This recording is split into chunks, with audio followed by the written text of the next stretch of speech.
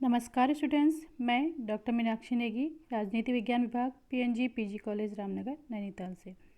आज हम अध्ययन करते हैं सामाजिक समझौते का सिद्धांत, the theory of social contract, जिसे संविदा सिद्धांत भी कहा जाता है।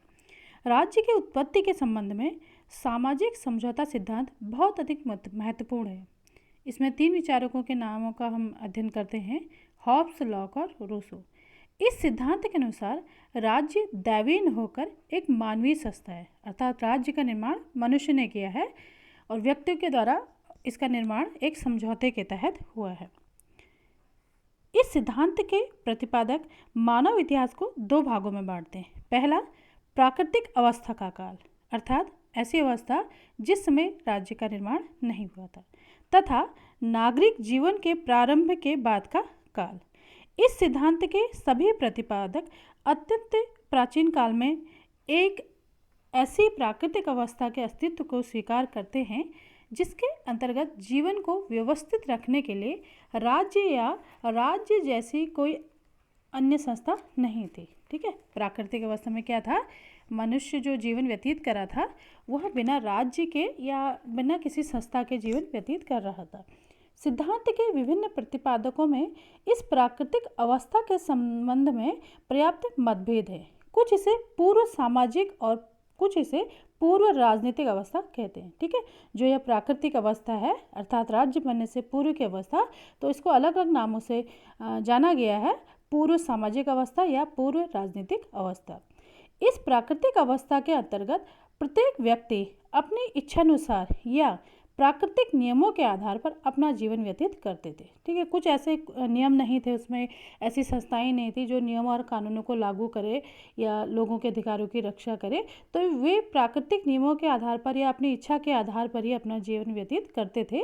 तो प्राकृतिक अवस्था के संबंध में मतभेद होते हुए भी यह सभी मानते हैं कि किन्हीं कारणों से मनुष्य प्राकृतिक अवस्था का त्याग करने को विवश हुए। ठीक है, कुछ ऐसी परिस्थितियां हुई, कुछ ऐसी स्थितियां उनके बीच में उत्पन्न हुई, कुछ समस्याएं ऐसी उत्पन्न हुई कि उन्होंने अपनी प्राकृतिक अवस्था का त्याग करना आवश्यक समझा और उन्होंने समझौते द्वारा राजनीतिक समाज की स्थापना की।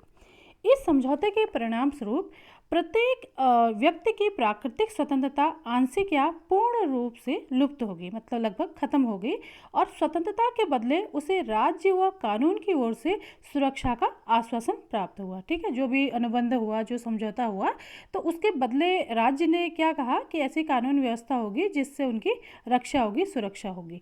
व्यक्ति को प्राकृतिक अधिकार के स्थान पर सामाजिक अधिकार प्राप्त हुए। अब लीलॉक ने एक कथन कहा है कि राज्य व्यक्ति के स्वार्थों द्वारा चालित एक ऐसी आदान प्रदान का परिणाम था जिससे व्यक्तियों ने उत्तरदायित्व के बदले जो विशेषाधिकार हैं वो प्राप्त किए। 16वीं और 17वीं शताब्दी में यह विचार बहुत अधिक लोकप्रिय हुआ था, जो सामाजिक समझौता सिद्धांत था, जिसे हम संविदा सिद्धांत भी कहते हैं, सोशल कॉन्ट्रैक्ट थ्योरी है। तो 16वीं और 17वीं सदी में बहुत इसका प्रचार हुआ और लगभग सभी विचारक इसे मानने लगे।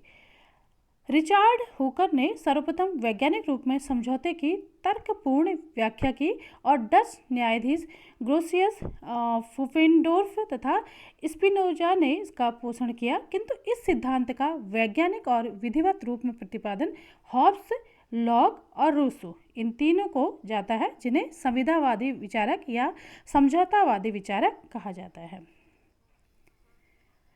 थॉमस हॉब्स के विषय में सबसे पहले हम अध्ययन करते हैं। तो थॉमस हॉब्स इंग्लैंड के निवासी थे और राजवंश से संपर्क के कारण उनकी विचारधारा राजतंत्रवादी थी। ठीक है, राजतंत्र को जो मानते थे, लोकतंत्रवादी नहीं बल्कि राजतंत्रवादी थी। हॉब्स के समय में इंग्लैंड में राजतंत्र और प्रजातंत्र के समर्थकों के बीच तनावपूर्ण विवाद भी चल रहा था। इस विवाद के संबंध में हॉब्स का विश्वास था कि शक्तिशाली राजतंत्र के बिना देश में शांति और व्यवस्था स्थापित नहीं हो सकती। ठीक है, प्रजातंत्र या लोकतंत्र के बजाय वे राजतंत्र को अधिक शक्तिशाली मानते हैं।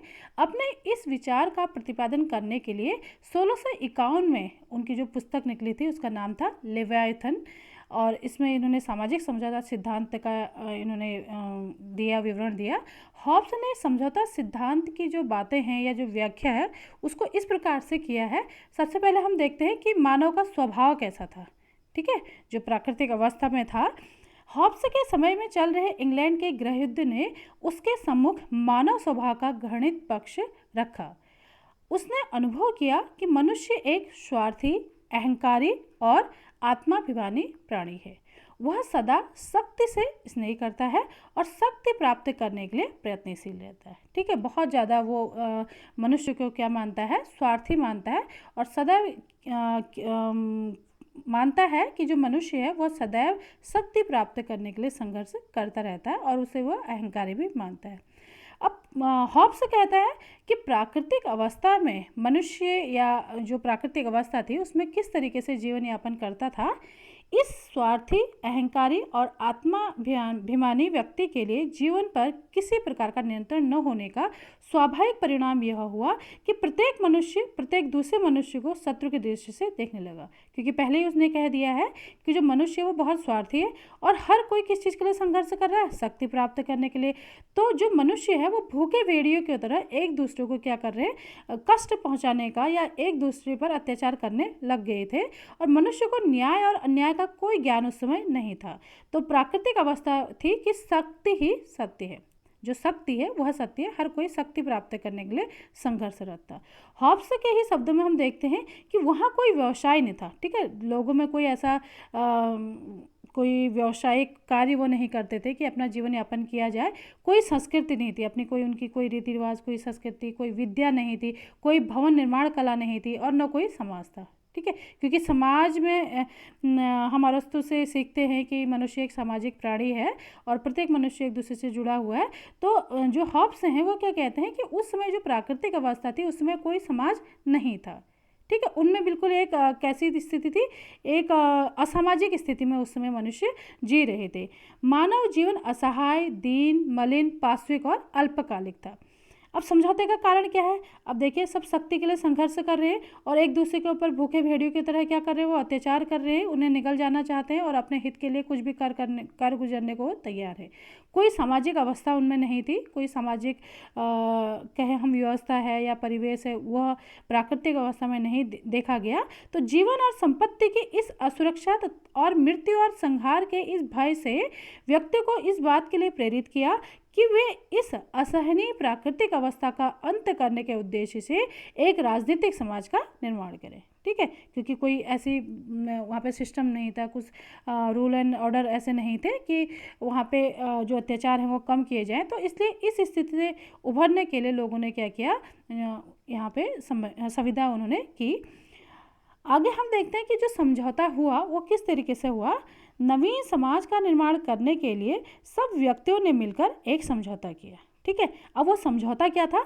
हॉब्स के अनुसार यह समझौता प्रत्येक व्यक्ति ने शेष व्यक्ति समूह से किया, जिसमें प्रत्येक व्यक्ति प्रत्येक दूसरे व्यक्ति से कहता है। ठीक है, एक दूसरे से कहते हैं मैं इस व्यक्ति अथवा सभा को अपने अधिकार और शक्ति का समर्पण करता हूँ जिससे कि वह हम पर शासन करे, परंतु इसी शर्त पर कि आप भी अपने अधिकार और शक्ति का समर्पण इसी रूप में करें और इसकी आज्ञाओं को मानें। ठीक है, जिसके लिए वो समर्पण कर रहे हैं तो सभी से वो कहते हैं कि आप भी इसी के अनुसार समर्पण करें।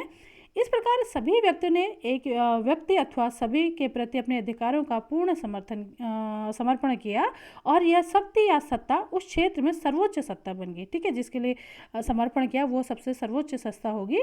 यही राज्य का श्री गणेश माना जाता है। इस समझौते के अंतर्गत शासक कोई पक्ष नहीं, यह समझौता सामाजिक है, राजनीतिक नहीं। वह सत्ता इस समझौते का परिणाम है और इस प्रकार उसका पद समझौते से कहीं अधिक उच्च है। राज सत्ता पूर्णतः निरंकुश, अटल तथा अखंड है। ठीक है, हॉब्स के अनुसार जो राज सत्ता है वो क्या है, पूरी तरीके से निरंकुश है, अटल है और अखंड है। आगे हम देखते हैं कि हॉब्स के समझौते द्वारा एक ऐसे निरंकुश राजतंत्रात्मक राज्य की स्थापना की गई है कि जिसका शासक संपूर्ण शक्ति संपन्न है, एक निरंकुश शासक के रूप में यह देखता है और जिसके प्रजा के प्रति कोई कर्तव्य नहीं है। शासित वर्ग को शासक वर्ग के विरुद्ध विद्रोह करने का कोई अधिकार भी नहीं है। ठीक है, जो शासित वर्ग है वो क्या करना है, शासक अगर निरंकुश हो रहा है तो उसके प्रति विद्रोह का अधिकार भी उन्होंने नहीं दिया है। तो इस प्रकार हम देखते हैं कि राज्य की उत्पत्ति का जो सामाजिक समझौता सिद्धांत है उसमें हॉब्स का नाम सबसे पहले आता है। और प्राकृतिक अवस्था के रूप में उन्होंने देखा कि प्राकृतिक अवस्था ऐसी अवस्था है जिसमें राज्य का निर्माण नहीं हुआ था, जिसमें मनुष्य एक असामाजिक व्यवस्था के अंतर्गत रह रहा था, कोई सामाजिक व्यवस्था उस समय नहीं थी। और जितने भी मनुष्य थे वे स्वार्थी थे, अहंकारी थे, आत्म अभिमानी प्राणी थे और सदैव अपने स्वार्थ में लिप्त रहते थे और शक्ति के लिए आपस में लड़ते झगड़ते रहते थे। आगे के वीडियो में हम देखेंगे कि जॉन लॉक और रूसो ने सामाजिक समझौता सिद्धांत के अंतर्गत क्या विचार दिए हैं। इसी के साथ आज का लेक्चर समाप्त होता है। धन्यवाद।